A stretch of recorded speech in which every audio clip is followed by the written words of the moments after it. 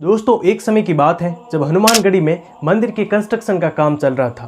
तभी अचानक तेज बारिश होने लगी जो रुकने का नाम ही नहीं ले रही थी। सभी परेशान थे कि अगर आज बारिश नहीं रुकी तो इससे मंदिर को बहुत ही ज़्यादा नुकसान होने वाला। तभी अचानक एक कंबल लपेटे हुए बाबा अपनी कुटिया से निकलते हैं और बादलों की तरफ इशारा करते हुए बोलते हैं अपने भक्त से, पूरण, आज ये बारिश बहुत ही तेज है। बाबा जी कमल को अपने ऊपर से हटाते हैं और जोर से एक गर्जन के साथ बोलते हैं, पवन तनय वह पवन समान। इतना कहते ही हवा बादलों को उड़ा कर ले गई थी। बारिश रुक चुकी थी और आसमान साफ हो गया था। भक्ति से बाबा का चमत्कार मानने लगे। आई एम श्योर आपको पता चल गया होगा कि मैं किसकी बात कर रहा हूँ। नीम करोली बाबा। ये बाबा जी दिखने में बहुत ही साधारण थे, लेकिन इनके सिर्फ भारत ही नहीं बल्कि विदेशों से लाखों भक्त इनको मानते हैं। इनके सबसे फेमस फॉलोअर्स में एप्पल के सीईओ स्टीव जॉब्स, फेसबुक के CEO Mark Zuckerberg, Richard Alpert जो बाद में रामदास बन गए, Bhagavan Das, Hollywood actress Julia Roberts, Virat Kohli और अनुष्का और इंडिया के कई पॉलिटिशियन बाबा के भक्त हैं। और इन सब की एक बात कॉमन है कि तब बाबा के भक्त बने थे जब ये कुछ भी नहीं थी, लेकिन बाबा ने अपने चमत्कार से इनको सक्सेस के हाईएस्ट लेवल तक पहुंचा दिया और भक्त अपनी सफलता का कारण बाबा के चमत्कार को ही मानते हैं। दोस्तों, आजकल भारत में बाबाओं और उनके चमत्कार पर काफ़ी बातें चल रही हैं। लोग इन बाबाओं को फेक या ढोंगी कहते हैं। वे उनके चमत्कार को न मानकर साइंस या फिर मॉडर्निटी पर ज़्यादा बिलीव करते हैं। वैसे इन साइंस पर बिलीव करना भी चाहिए, लेकिन वहीं पर हम इंडियाज़ के रियल गुरुज, साधुज या फिर डिवाइन ह्यूमंस को फेक या ढोंगी नहीं कह सकते हैं, जिनके चमत्कार को बड़े बड़े लोग महसूस कर चुके हैं। आई एम श्योर आपने पहले कभी न कभी तो जरूर सुना होगा कि अगर जीवन में दुख और निराशा आपको चारों तरफ से घेर ले, तब आप उत्तराखंड के नैनीताल जिले में कैंची आश्रम है, वहाँ पर जरूर चले जाना। और ऐसा कहा जाता है कि जो भी कैंची धाम में बाबा नीम करोली के दर्शन करके आया है, उसने अपने जीवन में एक अलग ही पॉजिटिविटी को फील की है। उसका अपने गोल के प्रति फोकस और ज़्यादा बढ़ जाता है। अब इसके बारे में फेसबुक के CEO Mark Zuckerberg PM Modi के साथ अपने एक इंटरव्यू में इसके बारे में ओपनली बात करते हैं कि जब फेसबुक सबसे खराब हालत से गुजर रहा था, तब वे अपने मेंटर स्टीव जॉब के पास जाते हैं। स्टीव जॉब ने उन्हें सलाह दी कि वे एक बार भारत में नीम करोली बाबा के पास जरूर जाएं। जब मार्क जुकरबर्ग कैंची धाम आए तब वे हैरान हो गए, क्योंकि बाबा को गुजरे हुए 32 साल बीत चुके थे। किसी वजह से मार्क 2 दिन आश्रम में रुकते हैं। जब वे वापस भारत से अमेरिका आए तब उनके पास फेसबुक को ग्रो करने के नए नए आइडियाज आने लगे। उसके बाद से फेसबुक एक अलग ही ग्रोथ कर रहा था। हॉलीवुड एक्ट्रेस जूलिया रॉबर्ट्स, जिसने सिर्फ बाबा की तस्वीर को देखकर ही हिंदू धर्म को स्वीकार कर लिया था। रिचर्ड अल्पर्ट जो हार्वर्ड यूनिवर्सिटी में प्रोफेसर थे, वे इंसान को एक इल्यूजन में डालने वाली नस्ली दवाई LSD पर स्टडी कर रहे थे, लेकिन वे खुद भी LSD लेने के आदी हो चुके थे।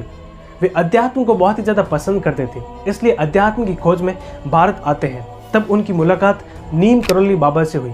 वे नीम करोली बाबा को एक साधारण आदमी समझकर अपने एक अलग ही एटीट्यूड में थे, लेकिन जब बाबा नीम करोली ने रिचर्ड अल्पर्ट की सारी LSD की गोलियां एक साथ खा ली, लेकिन उन पर कुछ भी असर नहीं हुआ।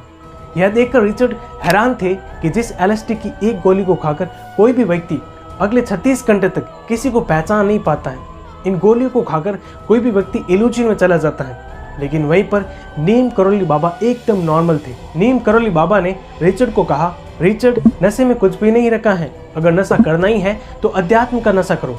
अब इस बात से रिचर्ड हैरान हो गए थे, क्योंकि बाबा जी ने रिचर्ड की मन की बात बता दी थी। उसके बाद से रिचर्ड बाबा की आज्ञा से बाबा रामदास बन गए। अब इस बारे में रिचर्ड अल्पर्ट ने किताब लिखी है, द मिरेकल ऑफ लव। उसमें उन्होंने बाबा के चमत्कार के कई किस्से बताए हैं, और उस किताब का एक सबसे प्रसिद्ध किस्सा है जिसने बाबा को अंतर्राष्ट्रीय स्तर पर पहचान दिलाई है। वो किस्सा है बुलेट प्रूफ कंबल। अब इसमें रामदास बताते हैं कि बाबा के कई भक्त हैं, उनमें से उनके एक भक्त फतेहगढ़ में रहते हैं। अचानक एक रात को बाबा उनके घर रहने के लिए आ गए। बाबा जी ने एक कम्बल मंगाई और कम्बल लपेट कर सो गए। अब भक्त यहाँ पर हैरान भी थे और परेशान भी थे, क्योंकि बाबा जी ने खाना भी नहीं खाया और जोर जोर से करा भी रहे थे, जैसे कि उनको कोई मार रहा हो। अब बाबा जी सुबह जल्दी उठे और रात भर ओढ़े हुए कम्बल को फोल्ड करके अपने भक्त के हाथों में थमा दिया और उन्हें आज्ञा दी कि जाओ इस कम्बल को गंगा जी में प्रवाहित कर दो, लेकिन ध्यान रहे इस कम्बल को खोलकर मत देखना। अब भक्त को वो कम्बल बहुत ही भारी लग रही थी, जैसे कि उसमें कोई लोहा रखा गया हो, और वो लोहा आपस में बज भी रहा था।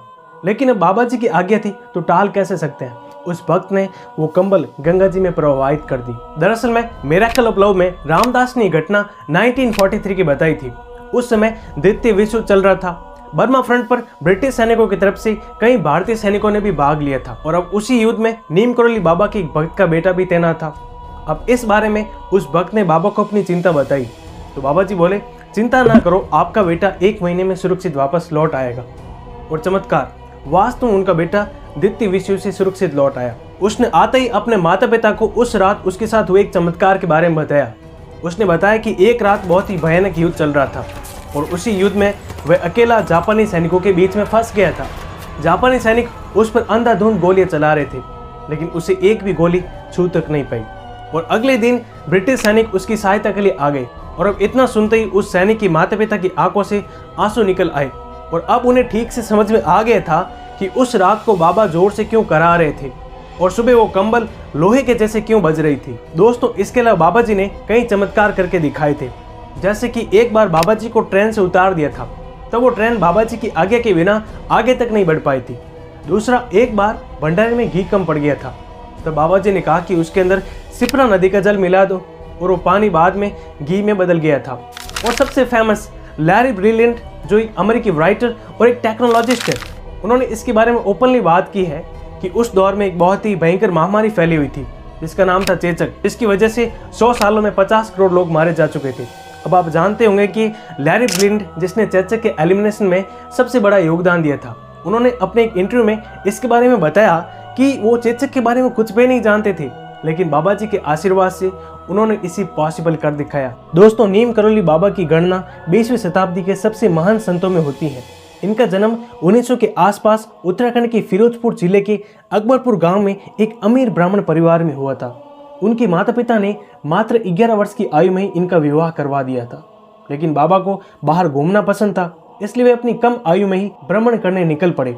लेकिन बाद में अपने माता पिता के रिक्वेस्ट करने पर वापस एक सिस्टमेटिक मैरिड लाइफ जीने की कोशिश कर रहे थे, लेकिन फिर भी वे तपस्या में ही रहते थे। और ऐसा कहा जाता है कि मात्र 17 वर्ष की आयु में ही बाबा जी को संपूर्ण ज्ञान प्राप्त हो गया था और एक बार फिर वे घर से निकल पड़े भारत भ्रमण। नीम करोली बाबा पूरे उत्तर भारत में घूमते रहे और उसी दौरान लोग उन्हें कई नामों से पुकारते थे, जैसे कि लक्ष्मण दास, हांडी वाले बाबा, त्रिकोणीय बाबा, तलैया बाबा। बाबा के जन्म का नाम लक्ष्मी नारायण था, लेकिन नीम करोली की घटना के बाद उनका नाम नीम करोली बाबा पड़ गया। उन्होंने अपने जीवन में 2 सबसे बड़े आश्रम और कई हनुमान मंदिर बनवाए थे। एक 1964 में उन्होंने कैची धाम की स्थापना की और दूसरा बाद में उन्होंने वृंदावन में एक आश्रम बनवाया था। यह घटना 1973 की है, जब एक दिन बाबा जी आगरा से नैनीताल अपने आश्रम की ओर लौट रहे थे। तभी अचानक उनके सीने में दर्द होने लगा। जब डॉक्टर को दिखाया तो डॉक्टर जांच के बाद बाबा जी को एक इमरजेंसी रूम में लेकर गए, जहां पर डॉक्टर ने बाबा जी को एक इंजेक्शन लगाई।